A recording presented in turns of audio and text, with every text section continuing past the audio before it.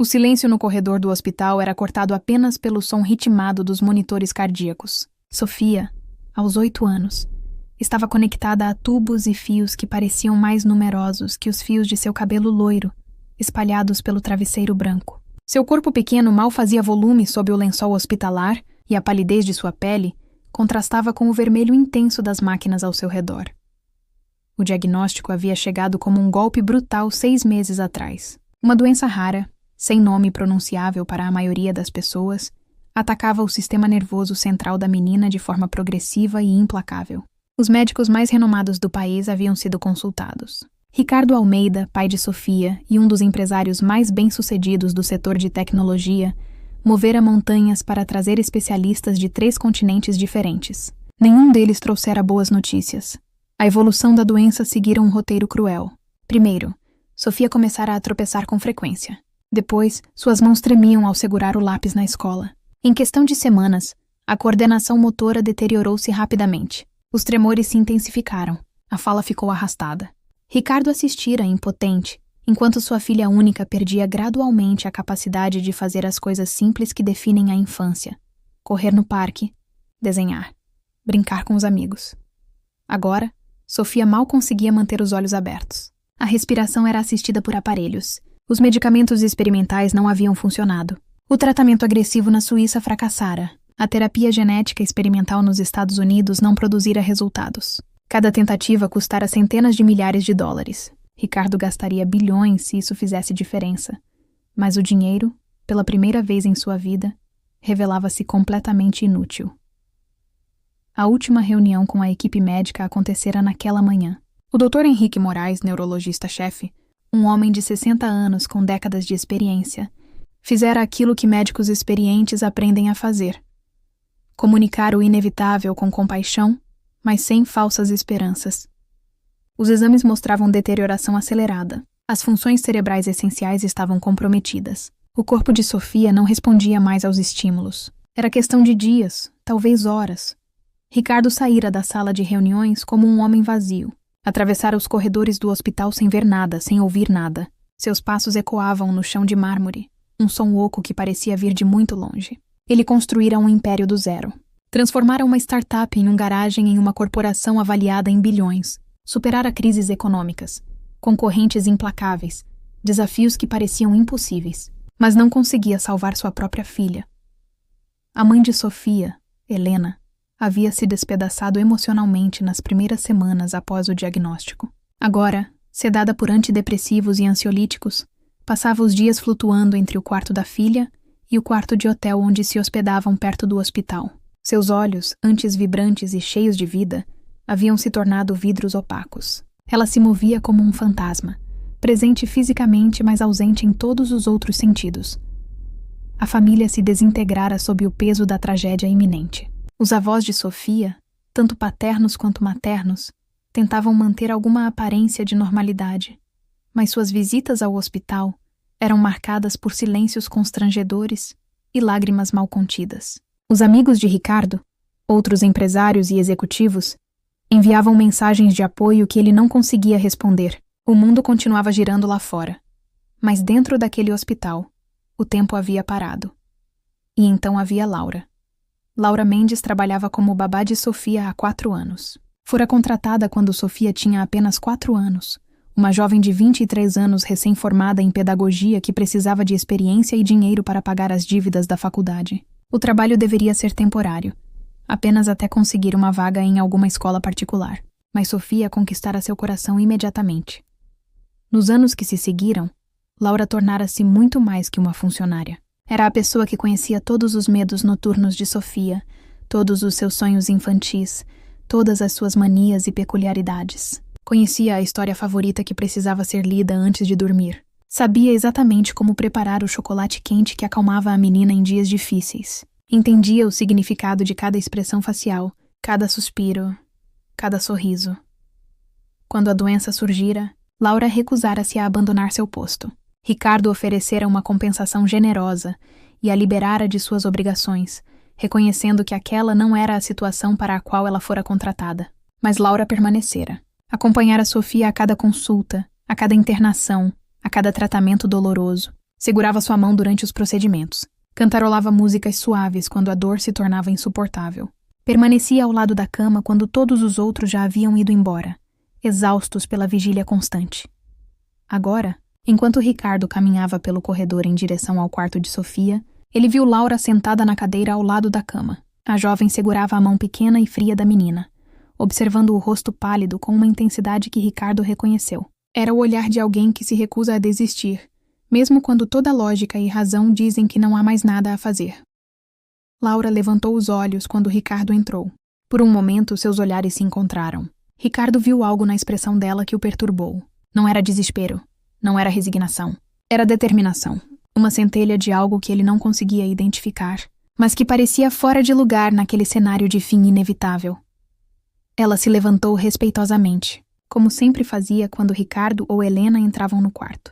Murmurou algo sobre buscar café e saiu, deixando Ricardo sozinho com sua filha. Ele se aproximou da cama, observando o peito de Sofia subir e descer com auxílio mecânico. As lágrimas que ele vinha segurando há dias finalmente começaram a cair. Lá fora, no corredor, Laura encostou-se na parede, fechando os olhos por um momento. Sua mão deslizou até o bolso do jaleco, tocando o envelope de papel amassado que carregava há 3 dias. Dentro dele, havia algo que poderia mudar tudo. Ou poderia ser apenas mais uma falsa esperança em um mar de promessas vazias. Ela ainda não sabia o que fazer com aquela informação. Não sabia se deveria compartilhar, se deveria investigar mais, se deveria simplesmente ignorar e deixar que o destino seguisse seu curso cruel. Mas cada vez que olhava para Sofia, cada vez que via aquela criança vibrante e cheia de vida reduzida num corpo frágil cercado por máquinas, Laura sentia o peso daquele papel em seu bolso como se fosse feito de chumbo. A noite caiu sobre o hospital. As luzes dos corredores diminuíram. Os sons dos monitores continuavam sua sinfonia mecânica. Ricardo permaneceu ao lado da filha, segurando sua mão, sussurrando palavras que ela provavelmente não conseguia mais ouvir. Helena entrou e saiu, incapaz de permanecer muito tempo sem desmoronar completamente. E Laura observava, pensava, pesava suas opções. O envelope em seu bolso parecia queimar contra sua pele, exigindo uma decisão. Ela precisava agir logo, antes que fosse tarde demais. Mas agir significava assumir riscos, fazer escolhas que poderiam ter consequências devastadoras. Significava desafiar a autoridade de médicos renomados, questionar diagnósticos estabelecidos, seguir um caminho que todos os outros já haviam descartado. Quando o relógio marcou 00:30, Laura tomou sua decisão. Saiu do hospital sob a chuva fina que começara a cair, segurando o envelope contra o peito. Tinha muito trabalho pela frente, e muito pouco tempo.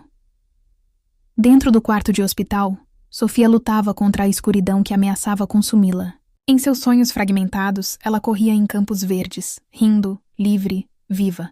Não sabia que, do lado de fora daquele quarto, alguém acabara de decidir lutar por ela quando todos os outros já haviam desistido. A esperança, pensava-se, havia se esgotado completamente. Mas às vezes, a esperança persiste nos lugares mais improváveis, carregada por pessoas que se recusam a aceitar o inevitável. E às vezes, apenas às vezes, essa teimosia faz toda a diferença entre a vida e a morte. Laura atravessou a cidade sob a chuva, dirigindo seu carro velho pelas ruas desertas. O envelope estava agora sobre o banco do passageiro, protegido dentro de uma pasta plástica transparente. Ela olhava para ele a cada sinal vermelho, como se esperasse que o conteúdo mudasse magicamente, tornando sua decisão mais fácil ou menos assustadora. 3 dias atrás, durante uma das longas noites em que permanecera no hospital, depois que todos haviam ido embora, Laura organizava os pertences pessoais de Sofia que haviam sido trazidos de casa para tornar o quarto hospitalar menos hostil. Entre os livros favoritos da menina, os desenhos antigos e o ursinho de pelúcia desgastado, ela encontrara um caderno que não reconhecia. Não era um caderno escolar comum. A capa era de couro marrom envelhecido, sem identificação externa. Laura hesitara antes de abri-lo, respeitando a privacidade de Sofia. Mas algo naquele objeto a intrigara. Quando finalmente o abriu, descobriu que não pertencia a Sofia. Era um diário médico antigo, e a caligrafia era de adulto. As páginas continham anotações detalhadas sobre tratamentos, sintomas e progressões de uma doença. Levou alguns minutos para Laura perceber com choque que os sintomas descritos eram praticamente idênticos aos de Sofia.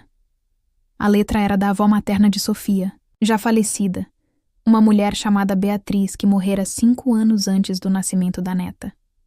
Laura lera cada página com crescente espanto. Beatriz havia sofrido da mesma doença rara que agora atacava Sofia. A similaridade era perturbadora demais para ser coincidência. Mas o que realmente capturara a atenção de Laura foram as últimas entradas do diário, escritas com uma letra trêmula, mas legível.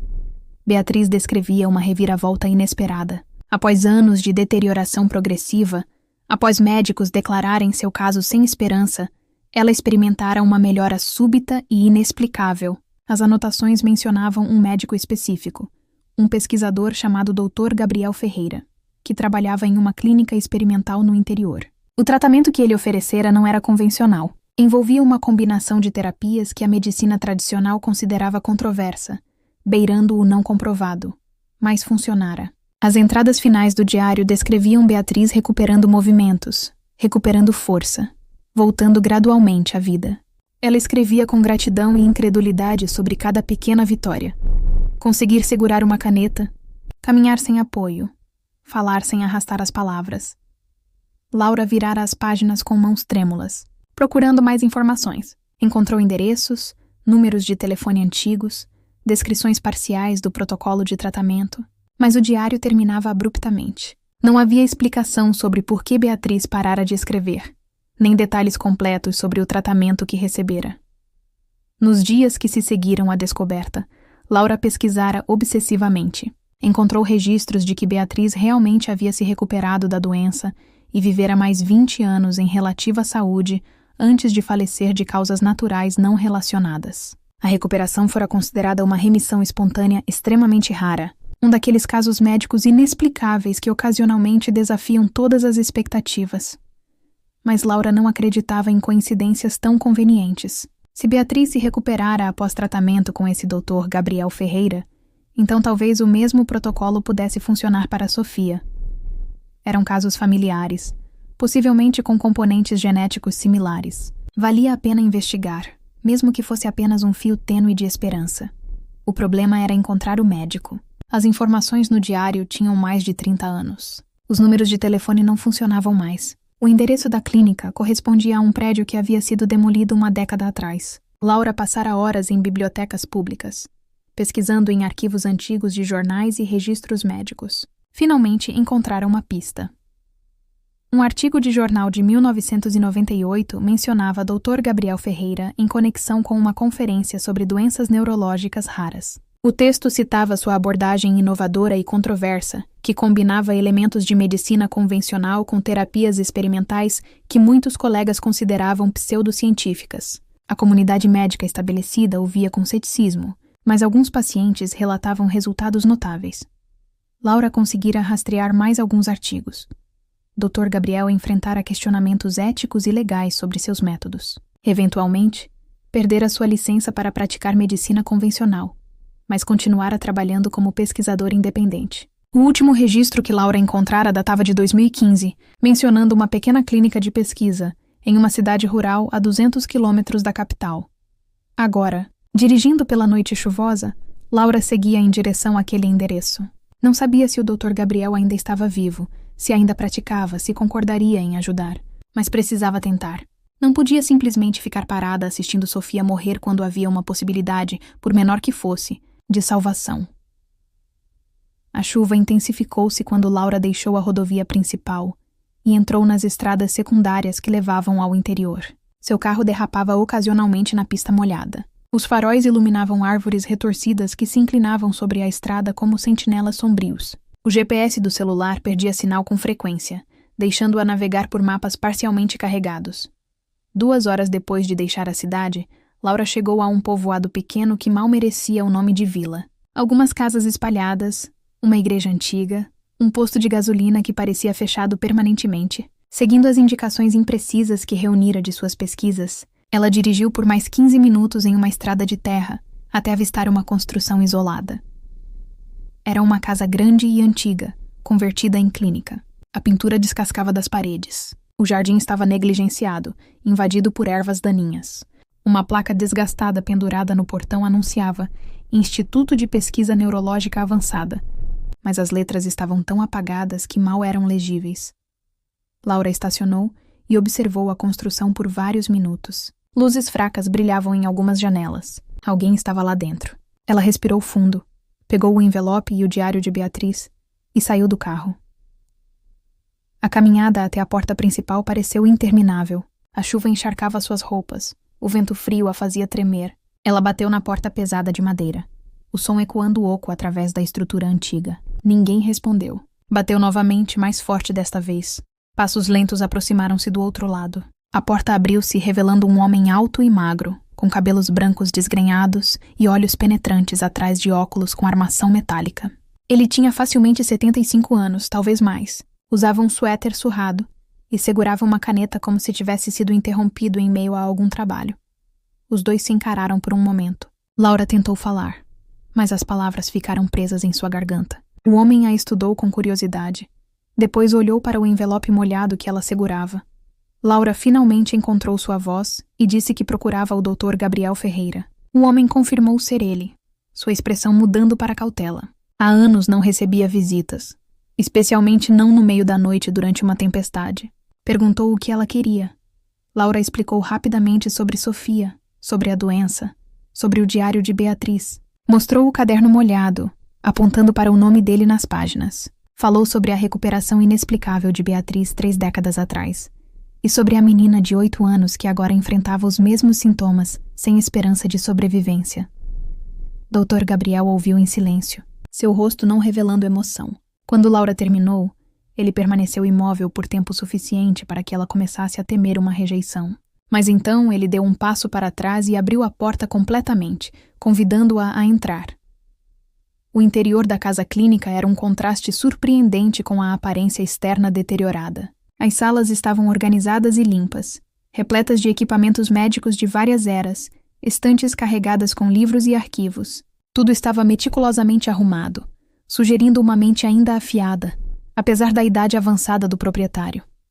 Dr. Gabriel conduziu Laura a um escritório abarrotado de papéis e registros. Ele pegou o diário de Beatriz com mãos que tremiam ligeiramente, não de nervosismo, mas de idade. Passou vários minutos lendo as entradas, virando páginas com cuidado reverente. Sua expressão mudava sutilmente enquanto lia, memórias antigas claramente ressurgindo. Finalmente, ele fechou o diário e encarou Laura. Confirmou que se lembrava de Beatriz perfeitamente. Ela fora um dos seus casos mais marcantes, uma paciente que chegara sem esperanças e partira completamente recuperada. O tratamento que ele desenvolvera para ela representara anos de pesquisa, uma síntese de terapias não convencionais que a medicina estabelecida considerava duvidosa, mas funcionara. E não apenas com Beatriz. Dr. Gabriel tratara outros 7 pacientes com a mesma doença ao longo de sua carreira. 5 deles recuperaram-se completamente. Um obteve melhora significativa, mas não total. Apenas um não respondeu ao tratamento. Eram números extraordinários para uma doença considerada terminal sem exceção. Laura sentiu esperança inflar em seu peito, mas Dr. Gabriel rapidamente temperou seu entusiasmo. Ele explicou que seu trabalho enfrentara a oposição feroz da comunidade médica. Seus métodos eram considerados não comprovados. Seus resultados foram atribuídos à coincidência ou remissão espontânea. Eventualmente, processos legais e pressão profissional forçaram-no a abandonar a prática clínica convencional. Ele continuou sua pesquisa independentemente, mas sem pacientes, sem financiamento oficial, sem reconhecimento. Seus achados nunca foram publicados em revistas médicas respeitáveis. Sua reputação na comunidade científica estava destruída. Mesmo que concordasse em tratar Sofia, havia obstáculos enormes. Laura ouviu tudo isso, e então fez a única pergunta que importava. Ele estava disposto a tentar? Dr. Gabriel ficou em silêncio por muito tempo. Finalmente, caminhou até uma estante e puxou um arquivo grosso. Dentro dele havia registros completos do tratamento de Beatriz, diagramas de protocolos, anotações de dosagens, cronogramas de terapias. Ele mantivera tudo meticulosamente durante todos esses anos. Ele poderia tentar, disse, mas Laura precisava entender os riscos. O tratamento exigiria tempo do qual talvez não dispusessem. Exigiria medicamentos difíceis de obter. Exigiria que Sofia fosse trazida para aquela clínica remota, longe dos hospitais de ponta onde atualmente recebia cuidados. E, acima de tudo, exigiria que a família confiasse nele, um médico desacreditado trabalhando com métodos não aprovados. Laura absorveu todas essas informações. Sabia que convencer Ricardo e Helena seria quase impossível. Sabia que os médicos do hospital se oporiam veementemente. Sabia que estava propondo algo que poderia ser visto como desesperado, irracional, até perigoso.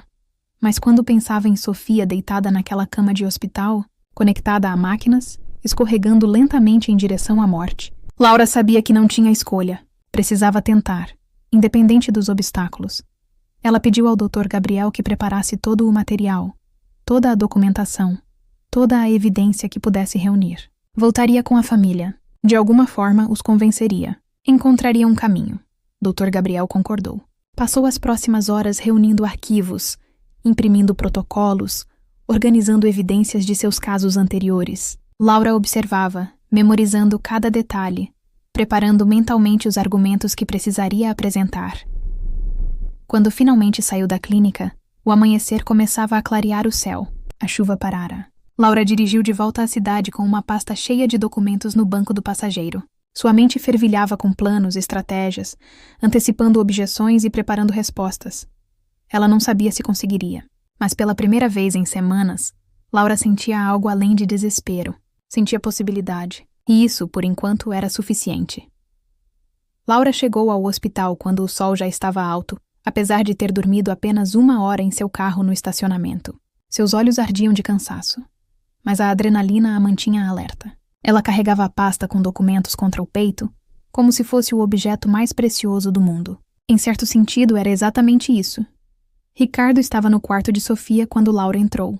Ele olhara para ela com uma expressão cansada, notando imediatamente que algo era diferente. Laura nunca faltara um dia, mas também nunca chegara com essa aparência, com roupas amarrotadas e olhar febril de quem não dormira direito.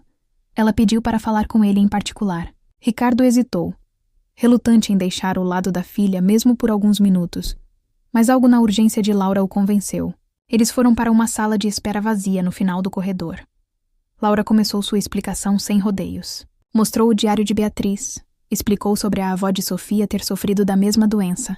Descreveu sua recuperação inexplicável e o médico que a tratara. Abriu a pasta e espalhou documentos sobre a mesa.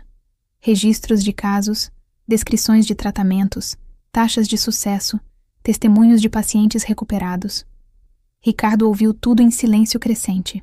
Quando Laura terminou, ele passou vários minutos examinando os papéis, sua expressão ilegível. Empresário bem-sucedido, ele fora treinado a avaliar informações rapidamente, identificar padrões, calcular riscos. Mas aqui, com a vida de sua filha em jogo, encontrava-se incapaz de processar racionalmente o que Laura propunha. Finalmente, ele falou. Suas primeiras palavras foram de incredulidade. Como ela esperava que ele considerasse isso seriamente? Um médico desconhecido, operando de uma clínica decadente no meio do nada, usando métodos que a medicina oficial rejeitara, parecia exatamente o tipo de esquema desesperado que aproveitadores usavam para explorar famílias vulneráveis. Laura esperava essa reação. Permaneceu calma e insistiu que ele lesse os documentos com atenção. Apontou para evidências específicas. Os registros médicos completos de Beatriz, incluindo exames de antes e depois do tratamento. Fotografias de outros pacientes em estágios avançados da doença, seguidas de fotos mostrando recuperação completa. Declarações notarizadas de familiares atestando os resultados. Ricardo contra-argumentou que registros podiam ser falsificados, testemunhos podiam ser fabricados. Mesmo assumindo que tudo fosse autêntico, casos isolados de recuperação não constituíam evidência científica sólida. Poderiam ser coincidências, remissões espontâneas que nada tinham a ver com o tratamento. A medicina moderna operava baseada em estudos controlados, revisão por pares, metodologia rigorosa. Esse Dr. Gabriel não tinha nada disso. A discussão intensificou-se. Laura argumentou que Sofia não tinha tempo para esperar por estudos controlados e aprovações oficiais. Os médicos do hospital já haviam declarado o caso sem solução. Não perdiam nada tentando algo diferente. Ricardo retrucou que podiam perder exatamente aquilo que restava. Os últimos dias de Sofia em cuidados adequados, cercada por família, em paz, transportá-la para uma clínica remota, submetê-la a tratamentos experimentais administrados por um médico desacreditado, poderia piorar seu sofrimento sem oferecer benefício real. Era um risco que ele não estava disposto a tomar. Como pai, sua responsabilidade era proteger sua filha, mesmo que isso significasse aceitar o inevitável com dignidade em vez de perseguir falsas esperanças. Laura sentiu frustração queimar em seu peito. Ela entendia os medos de Ricardo, mas também sabia que ele estava deixando o medo paralisá-lo quando deveria estar lutando. Perguntou se ele preferia não tentar e viver o resto da vida sabendo que talvez houvesse uma chance que ele deixara passar. Ricardo ficou visivelmente abalado por essa pergunta. Ele se levantou e caminhou até a janela, observando o estacionamento lá embaixo. Quando voltou a falar, sua voz estava carregada de emoção. Ele já perseguira todas as chances. Levara Sofia aos melhores especialistas do mundo. Tentara todo o tratamento experimental disponível. Gastara fortunas. Movera montanhas. Explorar todas as avenidas que a medicina moderna oferecia. E tudo falhara. Cada nova esperança se revelara vazia. Cada promessa de cura evaporara-se em desapontamento. Ele não aguentava mais. Não podia sujeitar sua filha a mais um ciclo de esperança seguido de devastação. Era mais humano aceitar o fim com graça do que arrastar todos através de mais um calvário fútil. Laura permaneceu em silêncio por um momento, deixando Ricardo externar sua dor. Então, suavemente, ela apontou uma diferença crucial. Todos os tratamentos anteriores haviam sido desenvolvidos para a população geral de pacientes. Mas aqui tinham algo único, uma conexão familiar direta. Beatriz e Sofia compartilhavam genética. Se o tratamento funcionara especificamente para Beatriz, as chances de funcionar para Sofia eram potencialmente muito maiores que com terapias genéricas. Esse argumento penetrou as defesas de Ricardo, de forma que os outros não conseguiram.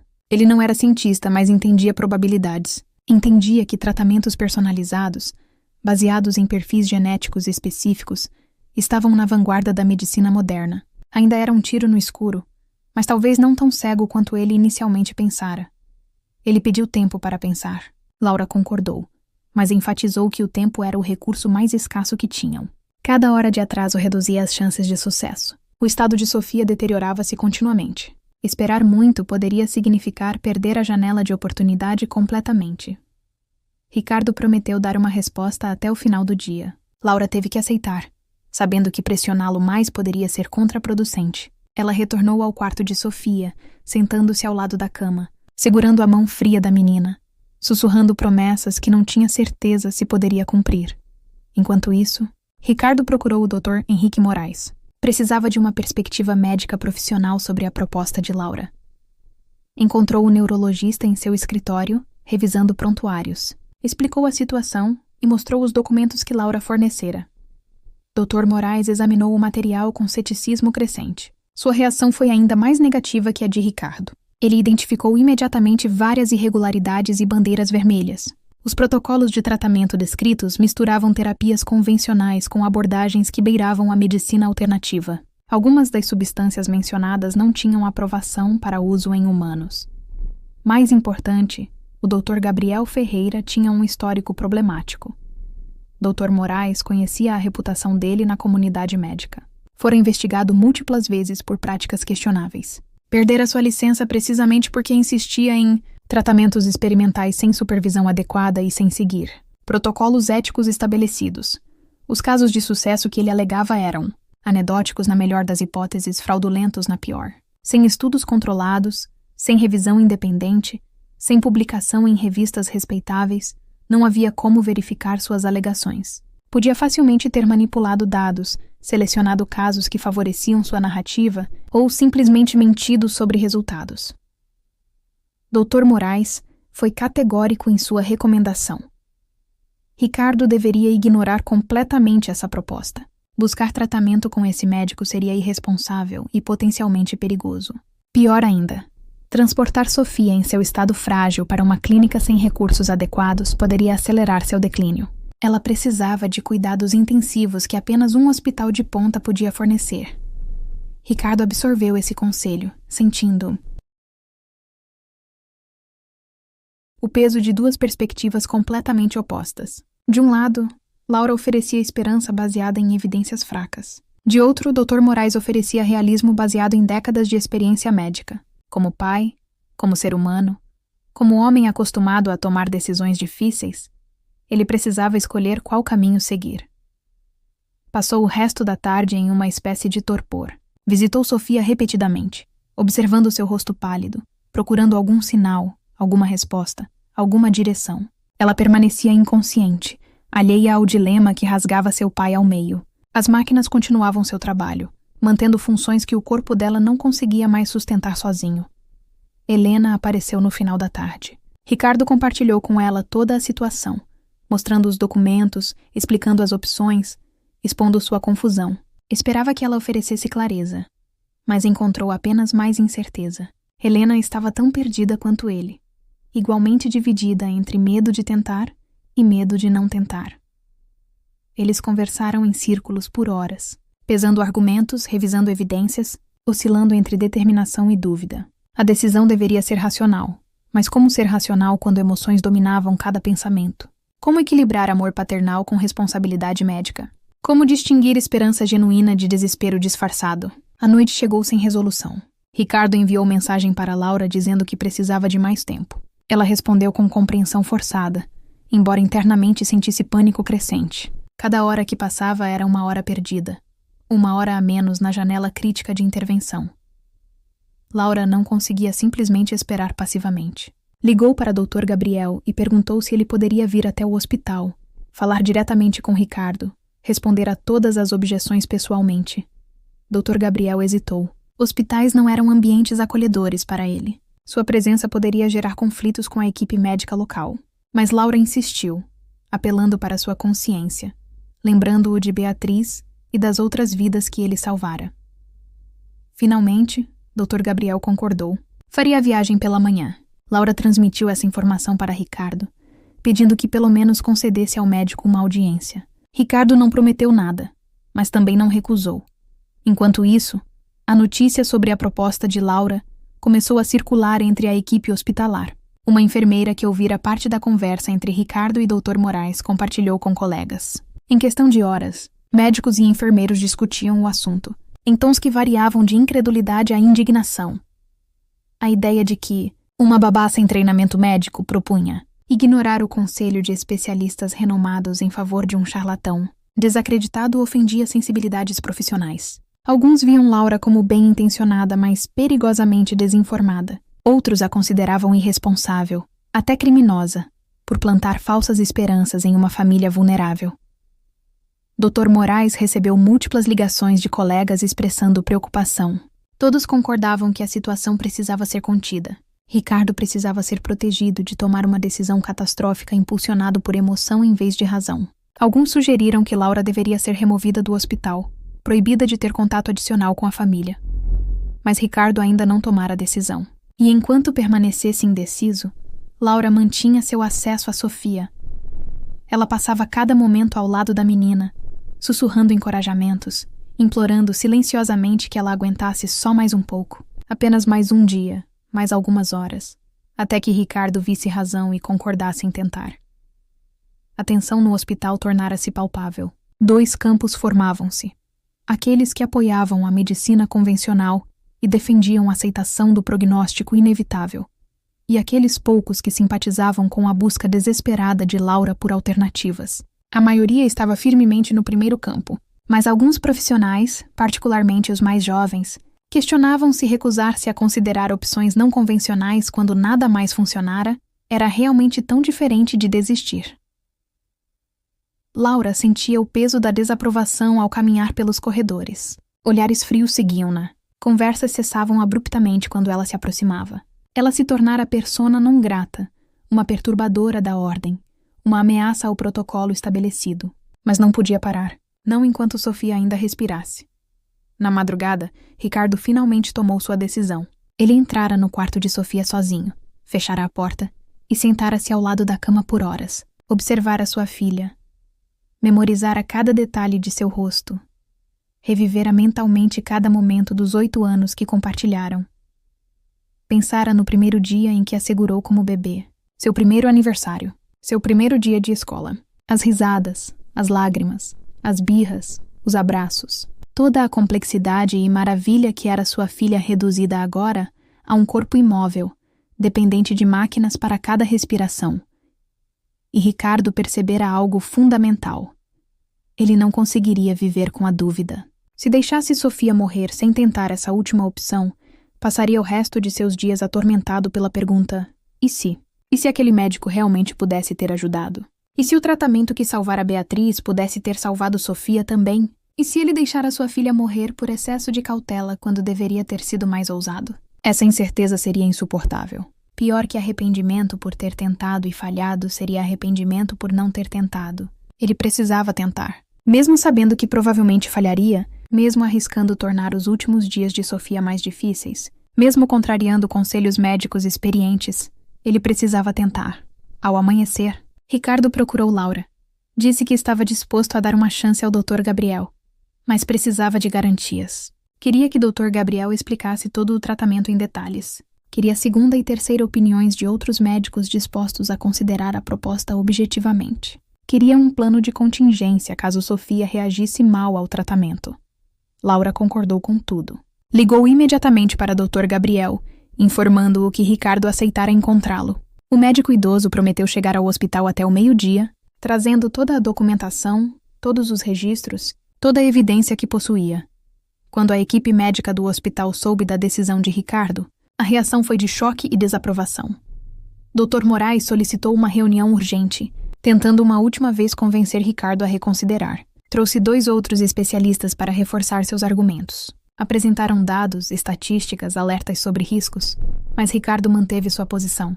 Agradeceu pelos cuidados exemplares que haviam dado a Sofia. Reconheceu que provavelmente estavam certos em seu ceticismo, mas como pai, precisava explorar toda a possibilidade, por mais remota que fosse. Esperava que eles compreendessem, mesmo que não concordassem. Dr. Moraes finalmente cedeu, embora com extrema relutância. Apresentou uma condição. Ele e sua equipe monitorariam o processo. Se em qualquer momento o tratamento proposto por Dr. Gabriel mostrasse sinais de prejudicar Sofia, eles interviriam imediatamente e encerrariam o experimento. Ricardo concordou. Era um compromisso razoável. Quando o Dr. Gabriel chegou ao hospital ao meio-dia, encontrou uma recepção gelada. Funcionários o olhavam com desconfiança. Dr. Moraes o cumprimentou com educação profissional fria, mas Laura o recebeu com gratidão e esperança, e Ricardo com determinação cautelosa. A reunião que se seguiu foi tensa e longa. Dr. Gabriel apresentou metodicamente seu histórico, seus protocolos, sua base teórica. Respondeu a cada objeção pacientemente. Admitiu as limitações de suas evidências, mas defendeu a solidez de sua abordagem. Mostrou-se disposto a trabalhar com a equipe hospitalar, incorporar supervisão médica convencional, adaptar seu protocolo para atender preocupações de segurança. Lentamente, a hostilidade diminuiu para ceticismo cauteloso. Dr. Gabriel era claramente um médico dedicado, não um charlatão oportunista. Seu conhecimento era genuíno, sua paixão era real. Mesmo aqueles que discordavam de seus métodos podiam reconhecer sua sinceridade. No final da tarde, um plano começou a tomar forma. Sofia seria transportada para a clínica de Dr. Gabriel, mas com equipe médica hospitalar acompanhando. Monitores e equipamentos de emergência seriam instalados. Um médico do hospital permaneceria presente constantemente, com autoridade para interromper qualquer procedimento que considerasse perigoso. Não era o acordo perfeito. Ambos os lados faziam concessões, mas era viável. E mais importante, oferecia a Sofia uma chance que minutos atrás parecia impossível. Os preparativos começaram imediatamente. O transporte foi agendado para o dia seguinte cedo. A clínica de Dr. Gabriel seria inspecionada e equipada com recursos adicionais. Protocolos de segurança foram estabelecidos. Formulários de consentimento foram preparados. Laura observava tudo isso com um misto de alívio e ansiedade. Conseguira. Contra todas as probabilidades, contra a oposição esmagadora, ela abrira caminho para que Sofia recebesse o tratamento. Mas agora vinha a parte mais assustadora. E se não funcionasse? E se ela estivesse errada? E se arrastar Sofia através desse processo apenas prolongasse seu sofrimento sem oferecer salvação? Essas dúvidas a atormentavam enquanto a noite caía, mas não havia mais volta. A decisão estava tomada. O curso estava traçado. Amanhã começaria uma jornada que terminaria com Sofia salva ou com esperanças finalmente, definitivamente destruídas. A transferência de Sofia para a clínica do Dr. Gabriel aconteceu sob um céu cinzento que ameaçava chuva. A ambulância especialmente equipada partiu do hospital escoltada por um veículo com parte da equipe médica. Ricardo e Helena seguiram em carro separado, silenciosos durante toda a viagem de 3 horas. Laura ia na ambulância segurando a mão de Sofia, sussurrando palavras de encorajamento que a menina inconsciente não podia ouvir. A clínica havia sido transformada nos últimos 2 dias. Equipamentos modernos haviam sido instalados na sala principal, criando uma unidade de terapia intensiva improvisada, mas funcional. Dr. Gabriel e 2 assistentes que ele recrutara trabalharam incansavelmente para preparar tudo. Quando a comitiva chegou, a clínica antiga estava irreconhecível, parecendo mais um centro médico legítimo do que a estrutura deteriorada que Laura visitara dias atrás. Sofia foi transferida cuidadosamente para a cama preparada. Monitores foram conectados, sinais vitais foram verificados, sistemas de suporte foram testados. A equipe hospitalar inspecionou cada detalhe meticulosamente, procurando falhas ou riscos. Encontraram alguns problemas menores que foram corrigidos, mas, no geral, a configuração atendia aos padrões mínimos de segurança. Dr. Gabriel aguardou pacientemente durante toda a inspeção. Quando finalmente recebeu autorização para proceder, ele reuniu todos para explicar o protocolo. O tratamento seria dividido em fases. A primeira fase focaria em estabilizar Sofia e preparar seu corpo para as terapias mais intensivas. Isso envolveria ajustes nutricionais precisos, administração de compostos específicos que atravessam a barreira hematoencefálica e estimulação neurológica suave. A segunda fase introduziria as terapias experimentais propriamente ditas, uma combinação de substâncias naturais e sintéticas que, segundo a teoria de Dr. Gabriel, estimulavam regeneração neuronal e reduziam inflamação patológica no sistema nervoso central. A terceira fase seria a reabilitação, caso as fases anteriores produzissem melhora. Dr. Moraes, que insistira em permanecer presente durante todo o tratamento, fez perguntas técnicas detalhadas. Algumas respostas de Dr. Gabriel o satisfizeram, outras não, mas ele manteve sua palavra de dar ao processo uma chance justa antes de intervir. O tratamento começou naquela mesma tarde. Dr. Gabriel trabalhou com precisão meticulosa, medindo dosagens com exatidão, monitorando reações, ajustando protocolos conforme necessário. Laura observava cada movimento, memorizando cada procedimento, como se testemunhar intensamente pudesse de alguma forma influenciar o resultado. Ricardo e Helena alternavam entre o quarto de Sofia e uma sala de espera improvisada. O tempo arrastava-se com crueldade. Cada hora parecia durar dias. Eles procuravam sinais de melhora no rosto da filha. Mas Sofia permanecia imóvel, inconsciente, aparentemente inalterada. Os primeiros 3 dias foram os mais difíceis. Não houve mudanças visíveis. Os monitores mostravam os mesmos padrões de sempre. Dr. Gabriel mantinha-se calmo, insistindo que era esperado, que o tratamento precisava de tempo para fazer efeito. Mas cada dia, sem progresso, esgotava um pouco mais da frágil esperança que sustentava a todos. Dr. Moraes tornava-se mais vocal em seu ceticismo. Apontava que não ver melhora em 3 dias sugeria que não haveria melhora nunca. Pressionava Ricardo a considerar encerrar o experimento e retornar ao hospital onde Sofia poderia ao menos ter conforto em seus momentos finais. Ricardo hesitava, dividido, olhando para Laura em busca de reasseguramento que ela não tinha certeza se podia oferecer.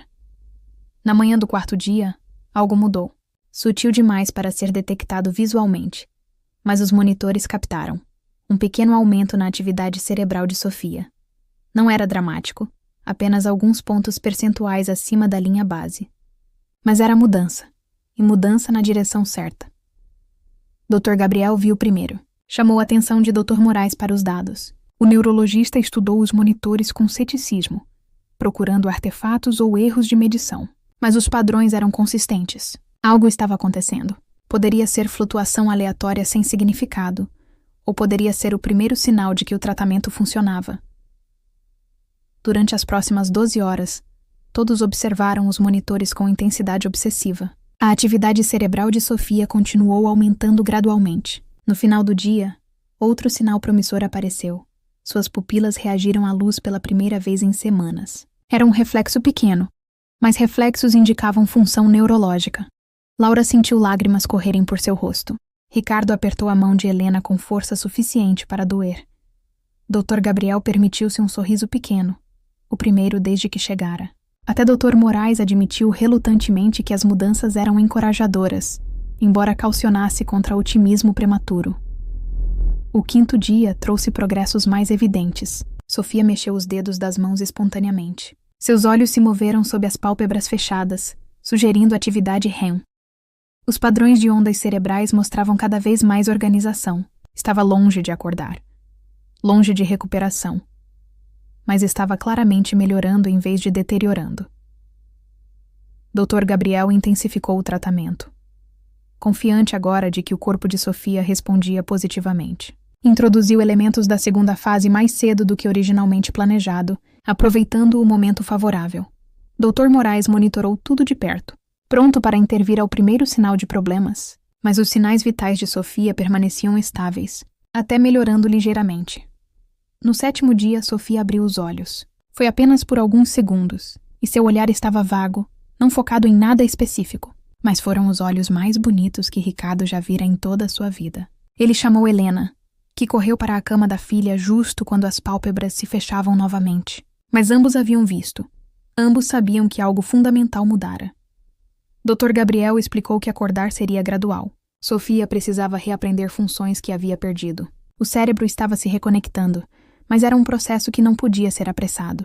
Paciência era essencial agora, assim como fora durante os dias sombrios de espera.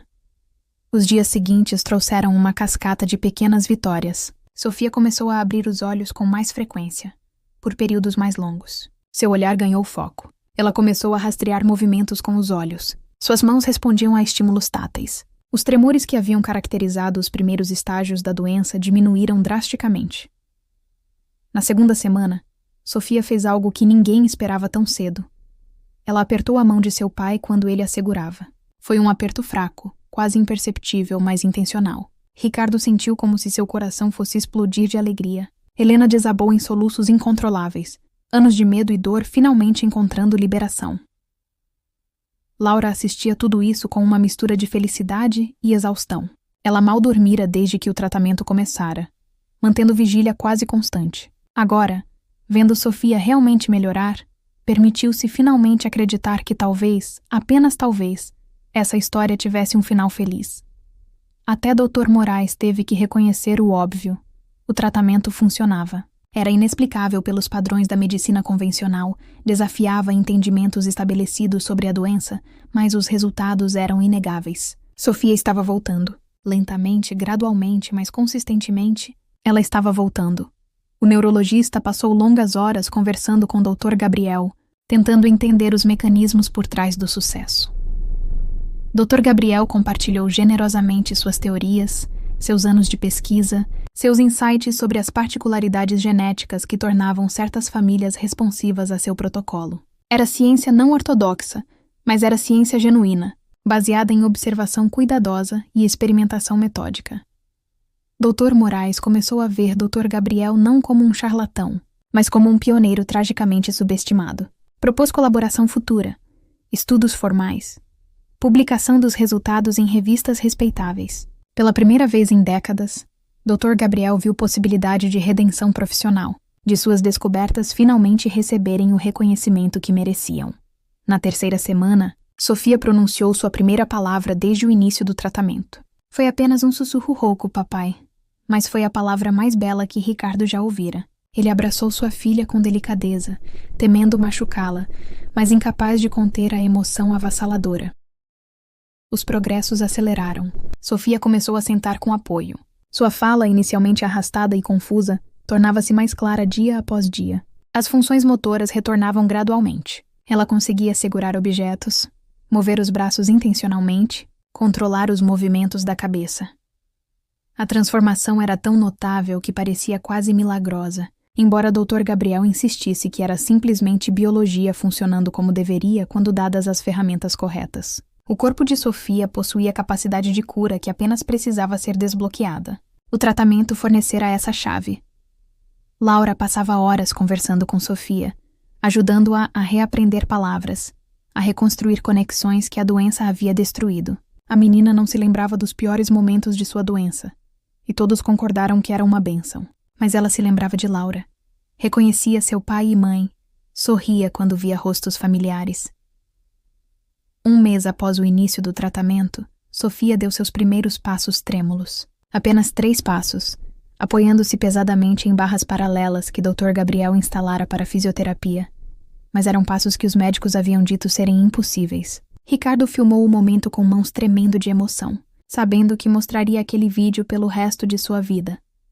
Helena, que passara meses em um estado de quase catatonia depressiva, renascia junto com sua filha. Cores voltavam para seu rosto.